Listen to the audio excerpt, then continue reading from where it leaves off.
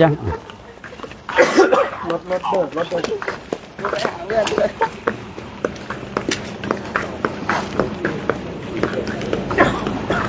รถจอดตรงนั้น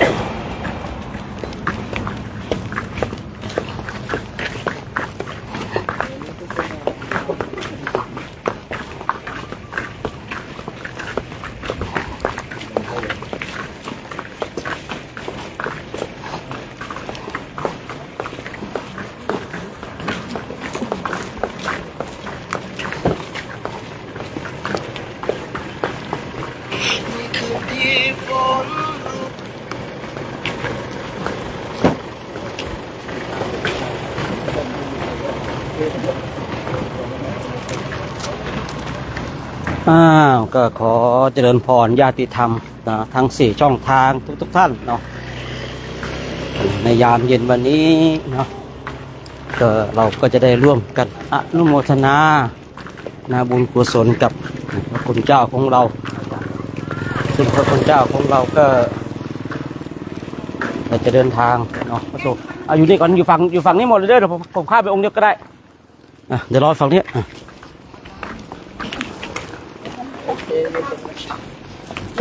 โอ้ยวันนี้โชคดีเนาะโอ้ยบุญมาถึงที่เลยเนี่ยโชคดีแล้วนะ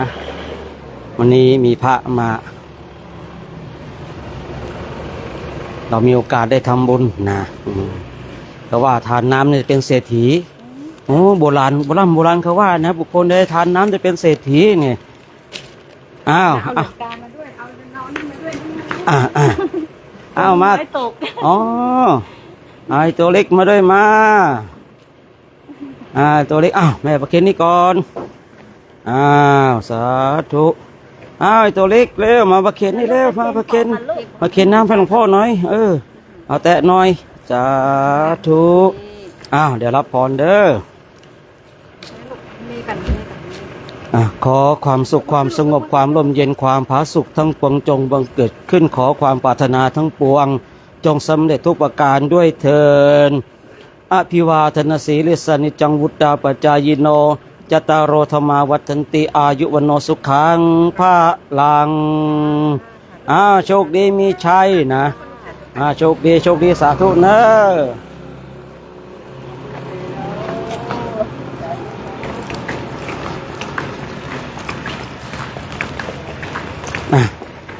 บางทีเราเดินผ่านมาทั้งนี้ก็จะมีญาติโยมเนาะบางคนบางท่านเห็นปุ๊บเกิดศรัทธากระทันหันเมื่อเกิดศรัทธากระทันหันปุ๊บเขา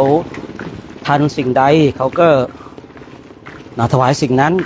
บางคนทันน้ำเกิดน้ำบางคนทันขนมนมเนยข้าวปลาอาหารแห้งก็เขาก็ใส่บางคนก็ไม่มีอะไรก็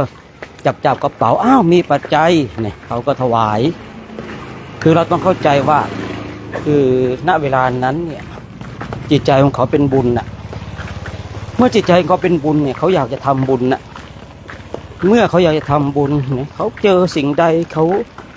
นึกสิ่งใดได้เขาก็เอาสิ่งนั้นมาทีเนี้ยเราผู้เป็นพระเนี่ยนะคือบางคนบางท่านบอกว่าโอ้เป็นพระเนี่ยรับกบเคี้ยวของฉันได้อย่างไรรับปัจจัยได้อย่างไรเขาเกิดเป็นบุญของเขา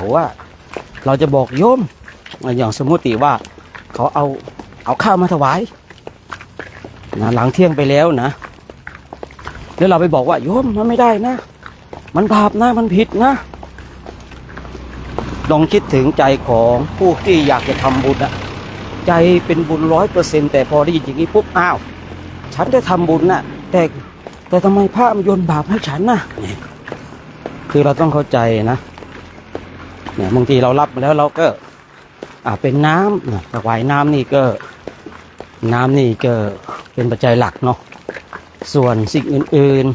ๆข้าวน้ำโภชนาอาหารทั้งหลายถ้าหลังเที่ยงไปแล้วเนี่ยเรารับมาแล้วก็สละเข้ากองกลางแต่วันพรุ่งนี้ญาติโยมเขาก็จัดการขึ้นโต๊ะถวายเพราะว่าเราก็จะคล้ายๆว่ามีคลังส่วนกลางอยู่ในข้าวครั้งหนึ่ง ผู้พูดเองเนี่ยจาริกรูปเดียวนะไป ก็เดินไปเนี่ยนะเดินไปคืนนี้ตกประมาณสักบ่าย4-5 โมงเย็นแล้วเดินไปคืนนี้เห็นรถเครื่องขับผ่านไปแป๊บหนึ่งเนี่ยเขาก็ขับตามมานะเขาเห็นแล้วก็บอกว่าไม่มีอะไรจะถวาย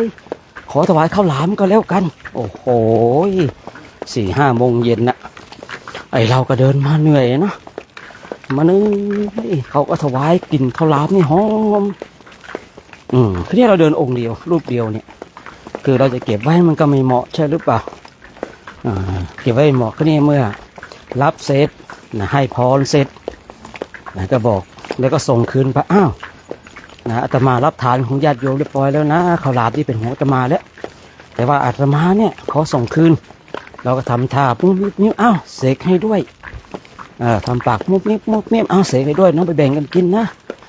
ไม่ดีใจญาติโยมคนที่ถวายนะดีใจก็บอกว่าเห็นเนี่ยขับรถเครื่องผ่านเนี่ยเห็นเนี่ยไม่รู้จะทำอย่างไรไม่รู้จะถวายอะไรบริเวณนั้นเนี่ยน้ำเกิดไม่มีอะไรเกิดไม่มี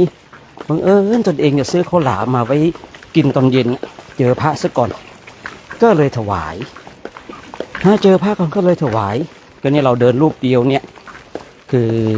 เข้าใจอยู่ในหลักของการเป็นอยู่ของพระหรือว่าของธรรมของวินัยคราวนี้ก็เลยส่งคืนเข้าไปส่งคืนแล้วก็ทำปากมุบมิบอ้าวเสร็จแล้วนะไปแบ่งกันกินนะดีใจคนเนี้ยหลายคนหลายท่านอาจจะมีความสงสัยว่าเมื่อเขาถวายเขาได้บุญไหมก็ได้บุญนะก็ได้บุญเพราะเมื่อถวายแล้วเนี่ยเป็นของเราเป็นของเราแล้วเราส่งคืนเขาอ้าวแล้วเราได้ทำทานต่อ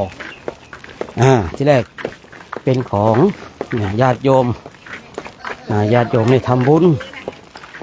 เราให้พรเสร็จเรียบร้อยเราก็ส่งคืนเราได้ทำทานต่อ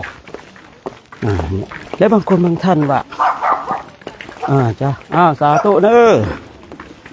ดินไปเนี่ยอย่างมาเป็นคณะแบบเนี้ยอย่างมาเป็นคณะแบบเนี้ยมีญาติโยมมาถวายปัจจัยรับไหมโอ้โหน้ำปานะมือหนึ่งเนี่ยมันก็หลายอยู่ญาติโยมพระเจ็บไข้ได้ป่วยคือถ้าเป็นพระทางประเทศไทยเนี่ยเขามีสิทธิ์รักษาฟรีเนาะเพราะมีบัตรเป็นตัวประชาชนแต่ทางสป.ลาวเนี่ยก็เขาคิดเต็มราคาเนาะอันนี้เราเข้าใจในเรื่องของคือกฎกติกาของสังคมอยู่เนาะคนนี้เดินหมู่คณะแบบเนี้ยญาติโยมเขาถวายปัจจัยค่าแล้วก็เอาไว้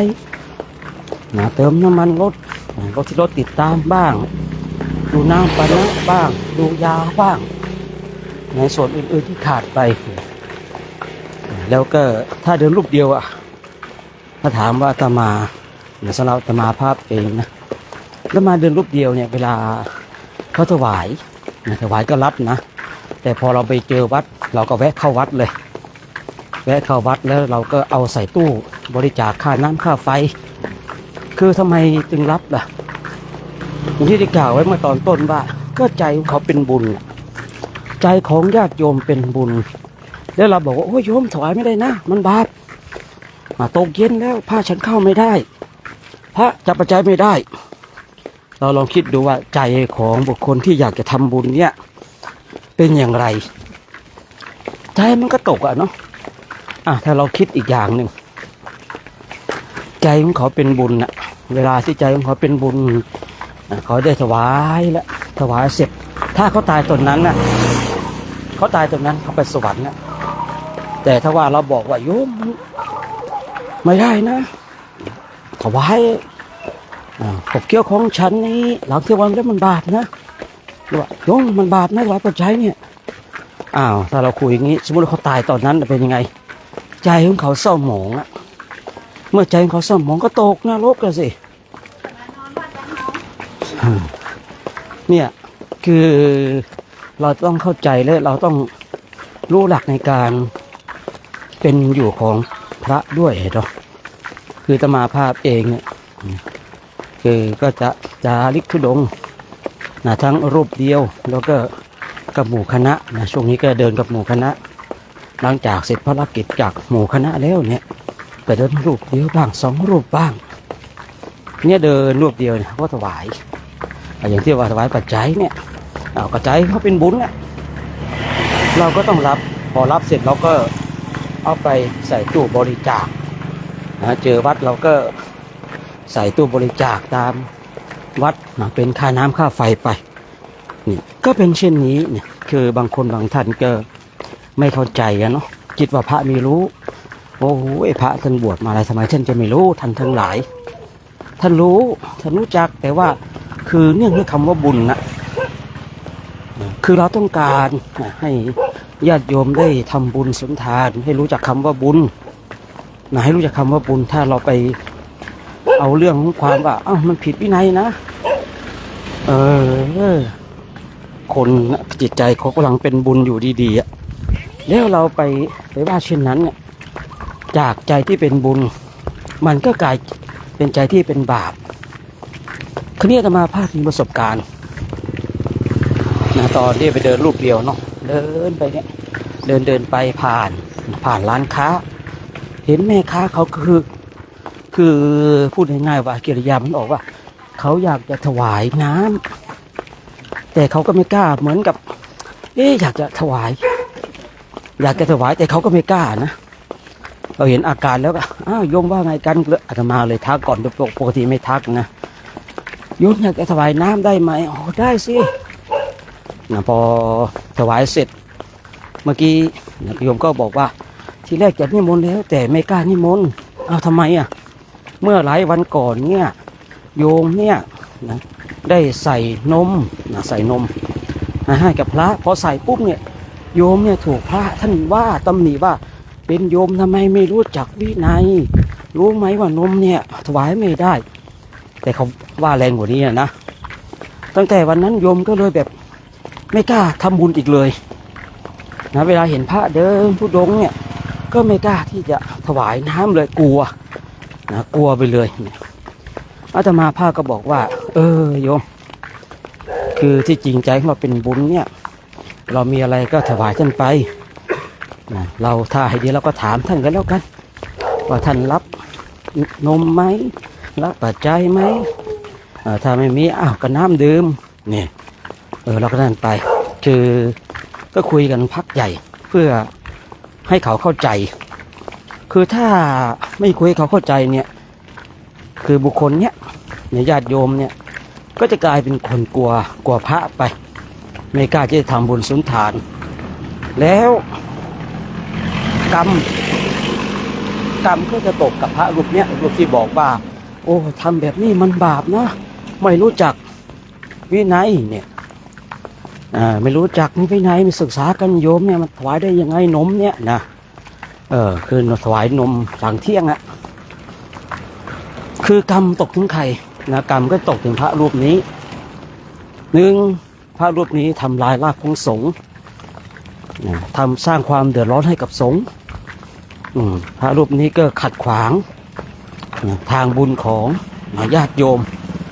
จะขัดขวางกันทางบุญของญาติโยมนะก็คิดดูเขาไม่กล้าถวาย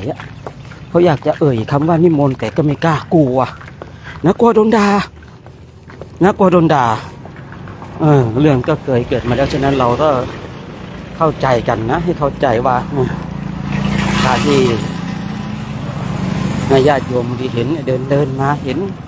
รับน้ำบ้างบางทีก็เป็นขนมบ้างอะไรบ้างหลังเที่ยงไปแล้วเนี่ยญาติโยมก็อยากได้บุญกันเมื่อญาติโยมเขาอยากได้บุญเขาก็รับแล้วเราก็เอาไปสู่กองกลางถึงเวลาอันเหมาะสมคือพรุ่งนี้เช้าอย่างเงี้ยอะไรที่ออกมาฉันได้แล้วก็ออกมาให้ทางแม่ชีให้ทางโยมที่ติดตามมาเขาจัดการไปก็เป็นเช่นนี้เองคือที่จริงเนี่ยมันไม่ใช่เรื่องยากเลยนะคือพูดเองก็ทำไมเราคุยกันเรื่องบุญเราคุยกันเรื่องบุญแต่เวลาญาติโยมจะทำบุญเนี่ยกับเอาเรื่องผิดเรื่องถูกมากับเรื่องผิดเรื่องถูกมาฉะนั้นท่านทั้งหลายทุกคนทุกท่านเนาะเราก็ให้มีปัญญาก็แล้วกัน ให้เรามีปัญญาในเรื่องของบุญเรื่องของกุศลกันเนาะวันนี้ก็เลยเอาเรื่องนี้มาพูดมาคุยเนาะกับญาติโยมเพราะว่าเผื่อบางคนนี่เห็นแล้วเกิดความสงสัยหรือว่าบางคนนี่ถามถึงเรื่องผิดเรื่องถูกเนาะถ้าเราคุยเรื่องผิดเรื่องถูกกันเนี่ยคือมันบางอย่างเนี่ยโยมเขาก็จะไม่ได้ทำบุญเลยนะเพราะอะไรก็เราไม่ได้ผ่านมาทุกวันนะโอ้โหเนี่ยเส้นทางนี้เนี่ยเพิ่งมาเป็นครั้งแรกเลยเนี่ยเราไม่ได้ผ่านมาทุกวันแล้วก็บางหมู่บ้านที่เราไปเนี่ยอย่างไปพักที่วัดพระธาตุจอมปิงถามโยมก็ว่าโยมเคยมีพระมาพักแบบนี้เยอะไหมโอ้ก็เกิดมา62 ปีแล้วไม่เคยเห็นเลยครั้งนี้เป็นครั้งแรกเราลองคิดดูดิคนเกิดมา62 ปี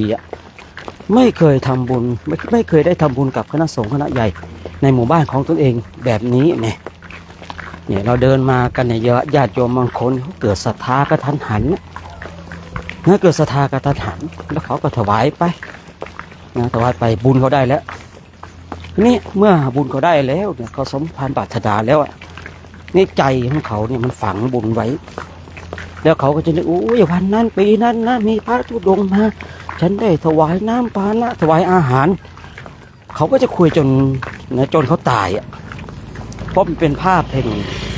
บุญภาพแห่งปิติแห่งบุญนะแต่ถ้าบอกว่าโยมทำไม่ได้นะมันบาปนะหลังเที่ยงไปแล้วห้ามใส่ขนมเราลองคิดดูดิใจของเขาก็จะฝังกับสิ่งว่าตนเองเนี่ยผิดทำผิดใจเศร้าหมองอันนี้คือตรรกะง่ายๆคิดง่ายๆนะทำให้เราเข้าใจง่ายๆนะในบางทีในบางคนบางท่านเนี่ยคือไม่เข้าใจบริบทนะแห่งความเป็นจริงไม่รู้หลักการไม่รู้หลักการในการเป็นอยู่ของชาวบ้านชาวเมืองของผู้คนทั้งที่ว่าบางคนก็สอนเรื่องบุญนะแต่เวลาคนจะทำบุญกับให้บาปกับคนที่จะทำบุญแบบนี้นะถ้าอาตมาเป็นฆราวาสนะเป็นฆราวาสถ้าเจอแบบนี้ก็คงจะเป็นอีกคนหนึ่งเหมือนกันที่ไม่ทำบุญสุนทานนะเพราะอะไรแหมฉันกำลังจะทำบุญอยู่แต่คุณมาให้บาปฉันเนี่ยประมาณนั้นนะฉันก็ทางใจของฉันเป็นบุญอยู่แต่โดนให้บาปถ้าอาตมาเป็นฆราวาสเองอาตมาก็คงไม่ใส่บาตรเหมือนกันนะถ้าเจอแบบนี้นะนี่เราต้องเอาหลักของความเป็นจริงเอาใจเขามาใส่ใจเราเมื่อเราเข้าใจในหลักของความเป็นจริงแล้วก็เอาใจเขามาใส่ใจเราเนี่ยมันก็จะชัดเจนในเรื่องพวกนี้เนาะฉะนั้นช่วงเย็นๆของวันนี้เราก็ได้มาร่วมอนุโมทนาบุญกุศลกับคณะพระภิกษุสงฆ์ในโครงการจาริกธรรมตามรอยบาทพระศาสดาวัดดอยเทพนิมิตรเนาะตำบลป่าซางอำเภอแม่จันทร์จังหวัดเชียงรายซึ่งปีนี้ก็จัดเป็นปีที่12แล้วก็มีคณะพระภิกษุสงฆ์ทางประเทศไทยและก็ทางสป.เราได้เข้ามาร่วมในโครงการพร้อมกับสามเณรและก็แม่ชีและก็บาสุบาสิกาเวลานี้รวมกันแล้ว79 ชีวิตนะ79 ชีวิตตอนนี้เราก็ยังเดินต่อไปคือจะเดินจุดหมายปลายทางคือเดินกลับวัดดอยเทพนิมิตรจังหวัดเชียงรายนะคือเราเริ่มเดินที่วัดพระธาตุจอมปิงเพื่อที่จะกลับวัดเชียงรายแต่ว่าเราเดินมาทางลี้เนี่ยทางอำเภอลี้ลำพูนเข้าเชียงใหม่แล้วก็เข้าวัดเชียงรายคือวัดดอยเทพนิมิตรหลังจากนั้นประมาณเดือนกุมภาทางไหนทางนี้ป่ะรถนี้ป่ะประมาณเดือนกุมภานะประมาณเดือนกุมภาเนี่ยวันเดือนกุมภาเราก็จะไปเดินที่ประเทศอินเดียและเนปาลต่อญาติโยมวันนี้ก็ เป็นความโชคดีโอ้โหเราเห็นเจดีย์ใหญ่แล้วตอนนี้นะเห็นเจดีย์ใหญ่แล้วญาติโยมใกล้จะถึงวัดแล้วญาติโยมก็ได้อนุโมทนาบุญกุศลกันเด้อญาติโยมก็ได้อนุโมทนาบุญกุศลกันเนาะ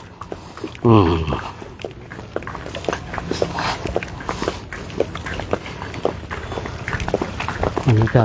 อีกไม่ถึง300 เมตรละเนาะเพราะว่ามองด้วยสายตามองเห็นเจดีย์ในวัดแล้วนะ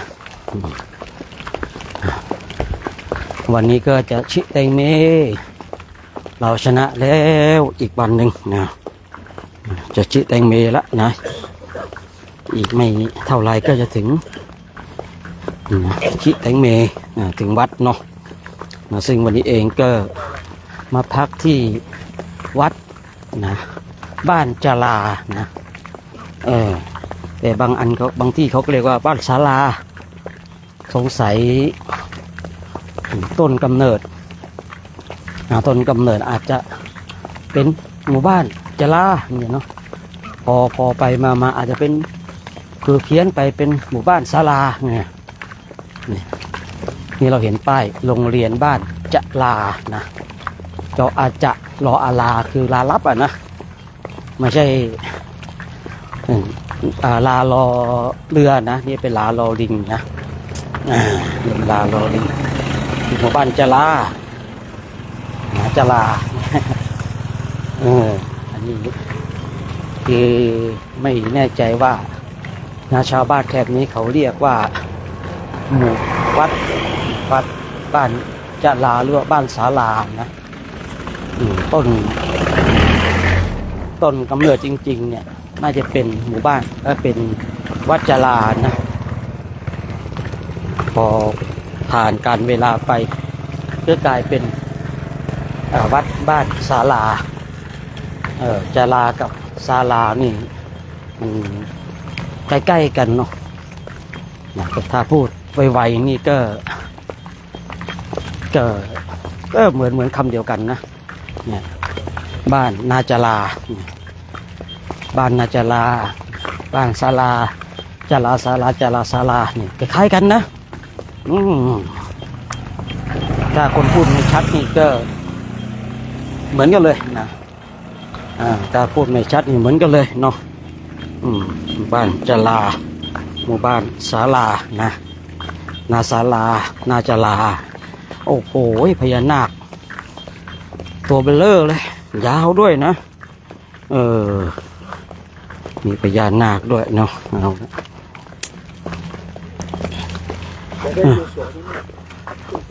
อาจจะข้ามไหมก็ข้ามบอกเอาข้ามบอกข้ามเลย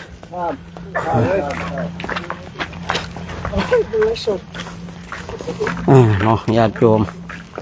มีหลายคนก็เข้ามาคอมเมนต์หลายอย่างโดยส่วนมากก็เข้ามาร่วมอนุโมทนาบุญเนาะกราบสาธุข้ากราบสาธุข้ากราบนมัสการครับพระอาจารย์กราบนมัสการข้าพระอาจารย์เนี่ยนะขออนุโมทนากับคณะสงฆ์ด้วยนี่ผลเกิดนู่นเลยไปนู่นเลยไปพญานาคกันเลยอะไปรออยู่ที่พญานาคนู่นหน้าวัดเลยก็ได้อยู่เนี่ยทางขึ้นพญานาคเนี่ย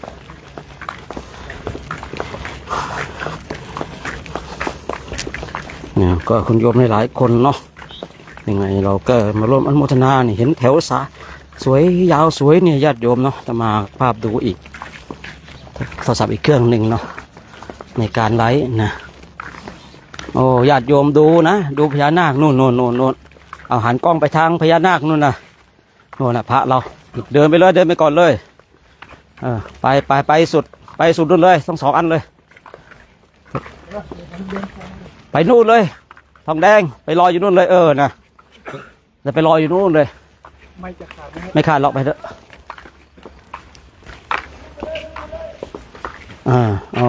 ตอนนี้พญานาคนี่พญานาครุ่นเก่าแสดงว่าวัดเก่าพญานาคมีเขาด้วยนะนี่โอ้โหเนี่ยญาติโยมในพระของเราก็เนี่ยกันนั้น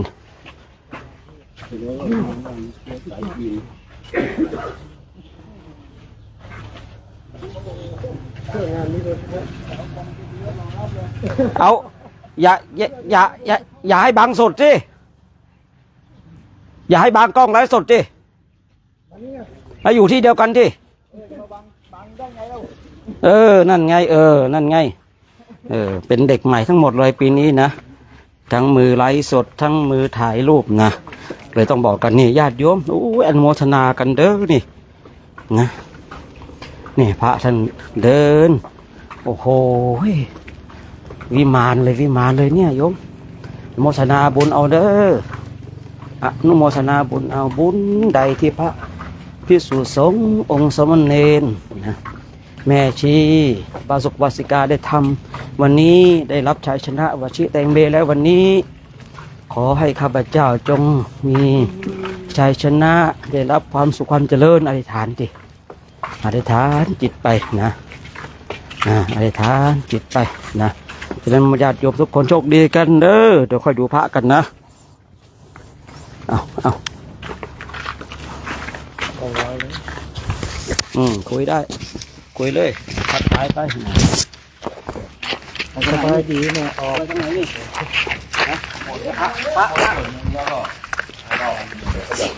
พระที่ไหนจะเม็ดดาพิจิตรมาห่อ ทางนี้ก้าทางนี้เดินตามมาจะไปแจกแถวกันก้าเดินตรงๆมาก่อนดิเดินตรงๆมาก่อน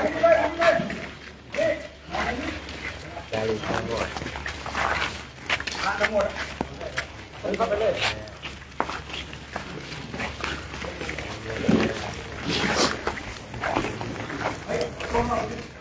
เดี๋ยวไปแตกแถวกันเดินไปตรงมากเลยก้า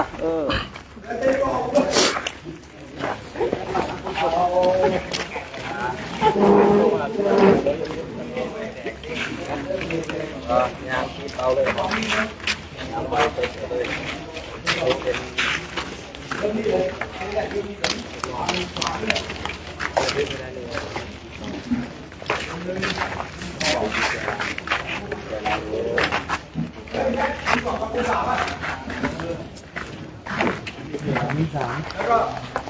บินโดนสวยแล้วเนี่ยบินยังเดี๋ยวจะบินเนี่ยกลัวแสงหมดเลยผมพยายามจะเก็บทุกวันเลย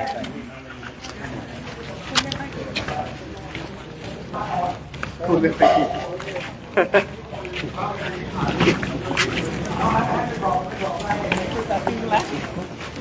เอาไปกินกัน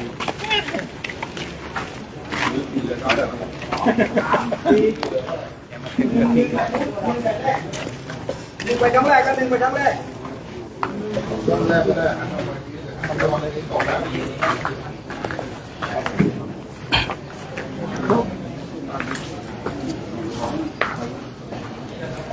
ถ้าไปเดี๋ยวถ้าเราหลังไม่ต้อง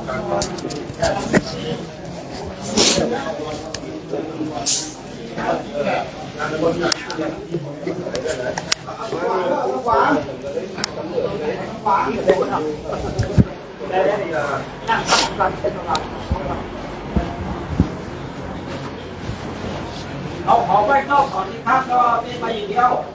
เอาของไว้นอกแล้วก็ติ้นเข้าไปอย่างเดียวปอดกลางเส้นเสร็จแล้วของไปไม่ได้ติ้นตามไม่ได้หรอกครับ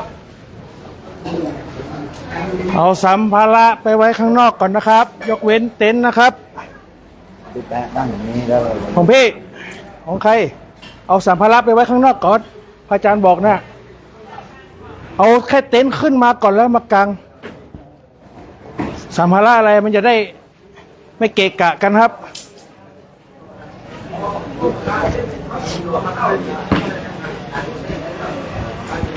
เอาสัมภาระไปไว้ข้างนอกก่อนนะครับเด้อบอกครั้งสุดท้ายเด้อเอาเฉพาะเต็นท์มากางก่อนเอาเบอร์บอกกันนะบอกดิให้ลำลองครับ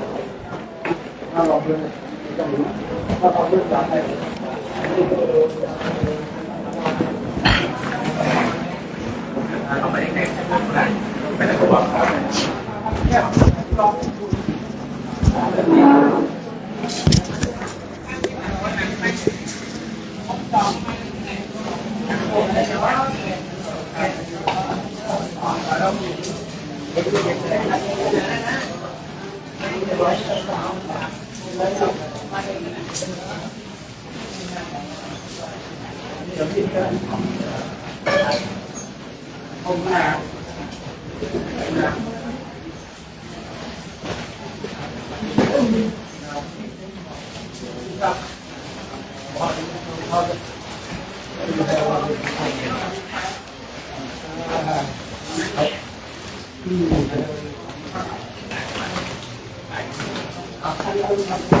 ีต้องบัตรอะไรที่เหลือนี่ไว้ละมีอะไรอีกหรือมีแค่นี้อ๋อแค่ตรงนู้นใครไม่รู้ปองนั่นแหละ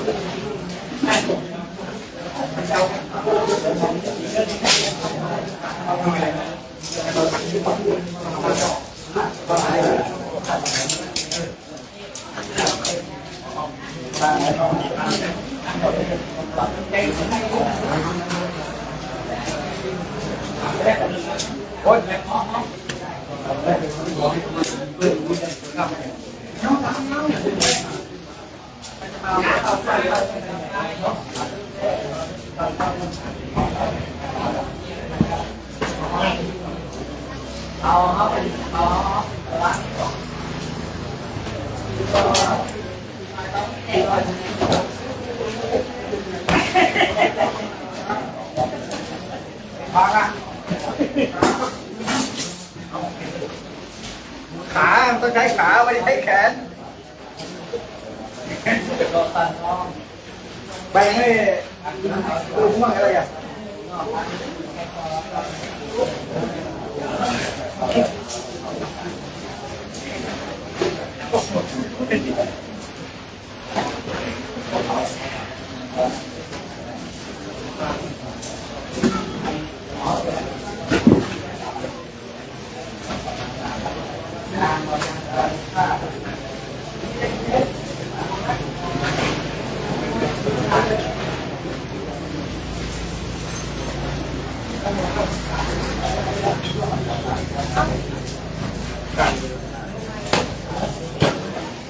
พอก็พอขึ้นมาเยอะครับแล้วจาน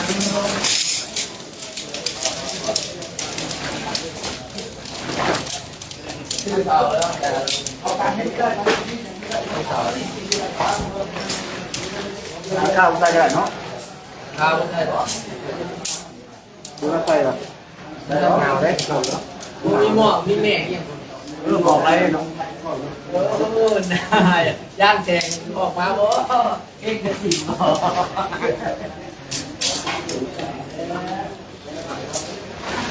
ใส่ก็ได้เจ็ดไม้ใส่ก็ได้เนาะจะหนาวเราจังเอาไหนอ่ะ